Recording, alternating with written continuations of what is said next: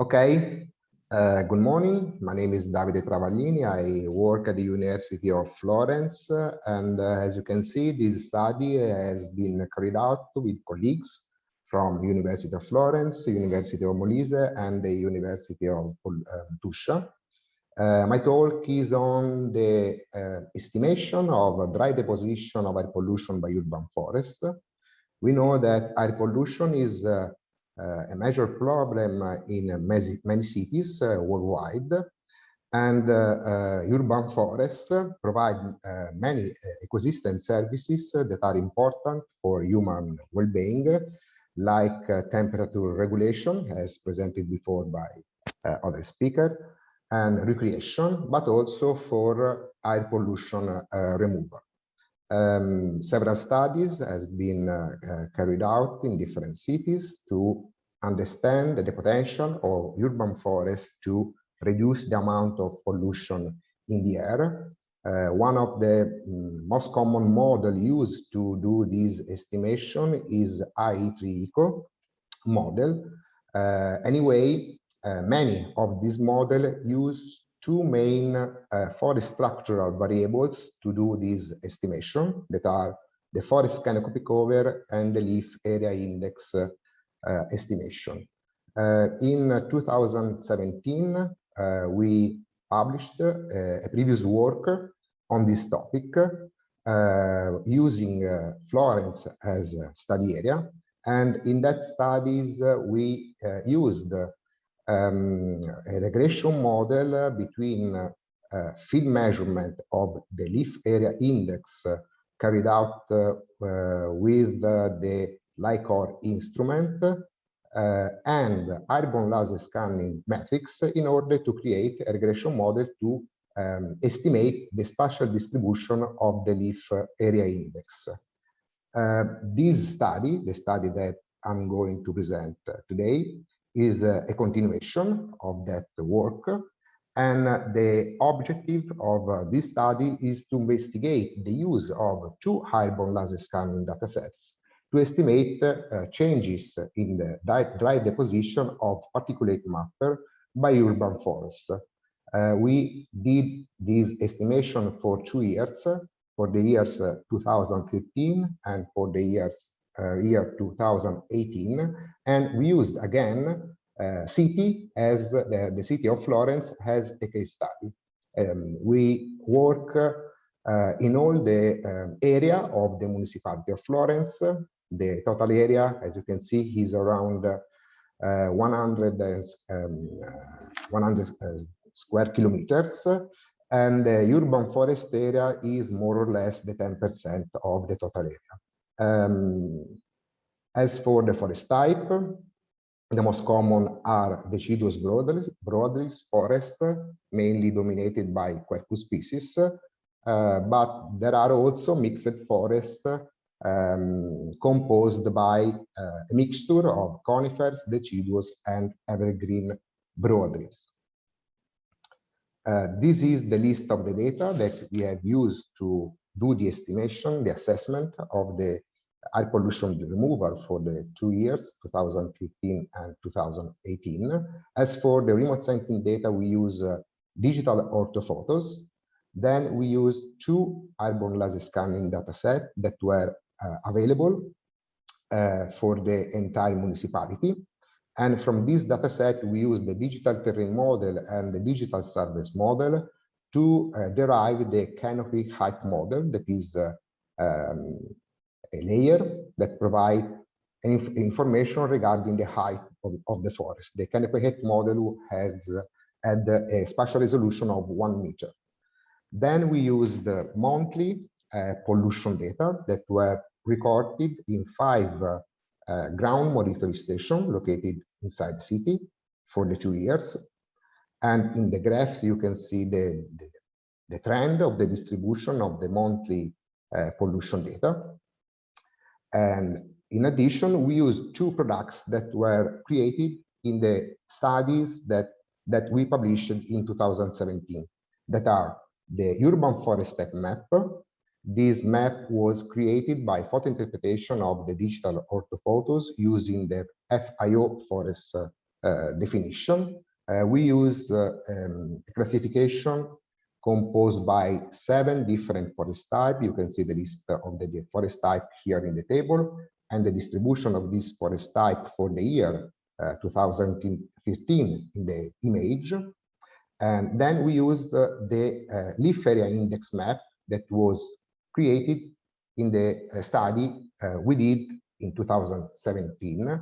And as I said before, the leaf area index for the year 2013 was created using a regression model between field measurement of the leaf area index and airborne laser scanning metrics. And in the image below, you can see the spatial distribution of the leaf area index for the year 2015. Well, regarding the data elaboration, the method we used, first of all, we updated the forest time map for the year 2018, again, by visual interpretation of the digital orthophotos. Then we converted the urban forest time map for the 2 dates in a grid format with the same spatial resolution of the line map. And then we estimated for each pixel of the forest, we estimated the forest canopy cover using the information provided by the canopy height model.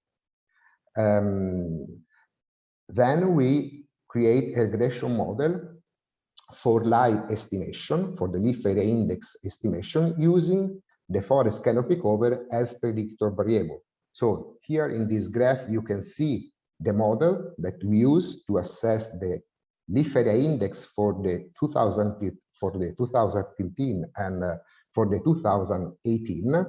And the model described the relationship between the canopy cover, expressed in percent, and the leaf area index that was estimated for the years 2015 by the study that we published in 2017.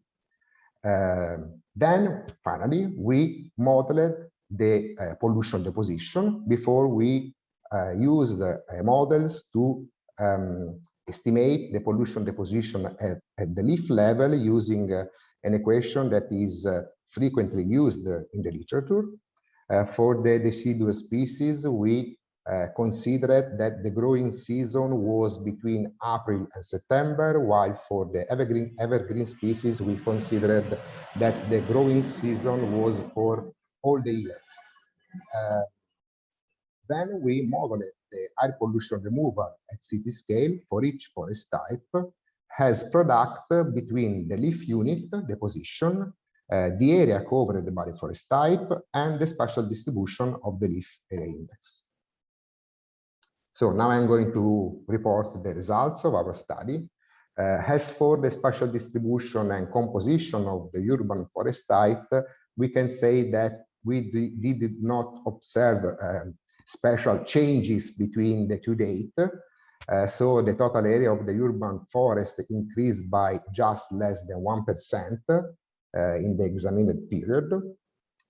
Here you can see the graph that shows the agreement between the lie estimated in the study that we published in 2017 and the lie predicted in this study using the exponential model based on the canopy cover of the based on the canopy cover as predictor variable. In this slide, I report information regarding the amount of pollution that has been removed by the urban forest in the 2 years. So in the graph on the left side, you can see the distribution of the monthly total of pollution removal per unit area of the urban forest. And as you can see, the trend of the distribution follows more or less the trend of the amount of pollution that was registered, collected in the ground monitoring station.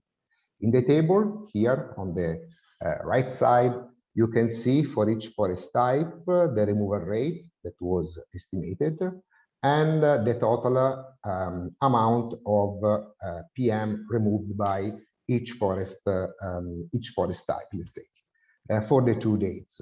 As expected, the evergreen species like the conifers and the evergreen broadleaves had a higher removal rate respect to the deciduous broadleaves. And in terms of total removal, you can see that in 2015, the removal was 100, more or less 170. This date, as you can see, is very similar to the amount that was estimated in the previous studies that we published in 2017, while in 2018, the amount of the annual removal is less than in 2000, less than that estimated for the years 2015. In the image below, you can see the spatial distribution of the PM removal for the two years. So our results show that in 2018, the amount of PM has reduced more or less by 23% compared to the year 2015. And this reduction can be explained by different factors.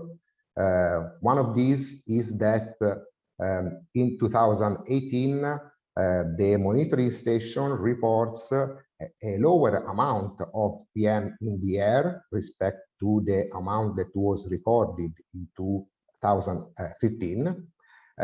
Another explanation could be the forest changes occurred due to disturbances, both in terms of natural or human-induced disturbances. These disturbances, let's say, reduces the amount of the canopy cover of the forest.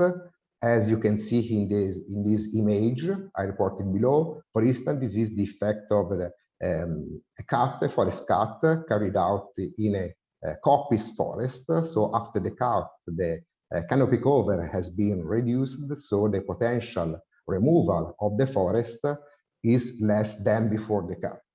But also natural disturbances like windstorm that have occurred during the examined period have influenced the amount of pollutant that has been removed for the 2018. Here I reported just an example of what was the situation in terms of canopy cover in the area of in a park located in the south part of the city of Florence before a windstorm that occurred in 2015 and after the wind. So you can see that, of course, the canopy cover has reduced due to the wind damages. So I'm going to conclude. As general conclusion, we can say that the forest canopy cover is a good predictor for lie estimation, as is already reported in other study, that airborne laser scanning data can be used to estimate the canopy cover at seed scale. And I think our study demonstrate that if we get a good model between lie and canopy cover, the model can be extended itself to assess multitemporal lie values using canopy cover derived from remote sensing product, like the airborne laser scanning data, but we can use also other remote sensing product to estimate the canopy cover in different years.